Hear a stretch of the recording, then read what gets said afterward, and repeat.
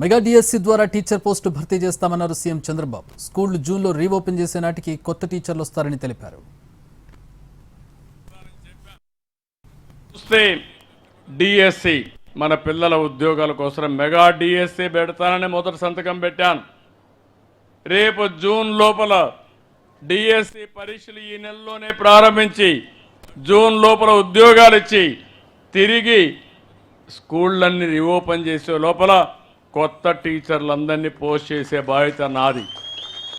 ఇంకో పక్కన మీరు చూస్తే డిఎస్సి జూన్లోగా తల్లికి వందనం అందిస్తామన్నారు సీఎం చంద్రబాబు. ఇంట్లో ఎంతమంది పిల్లలుంటే అంతమందికి కూడా ఇస్తామని తెలిపారు.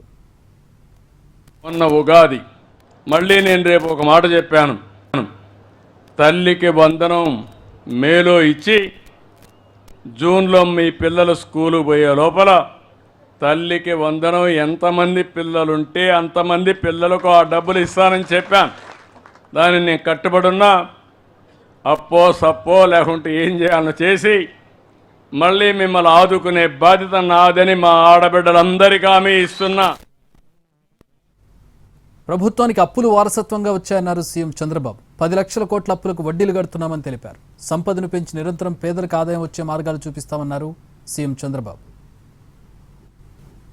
చాలా మందికి అనుమానం కూడా ఉంది, ఇవన్నీ అయిపోతాయని. ఒకే రోజు చేయలేను.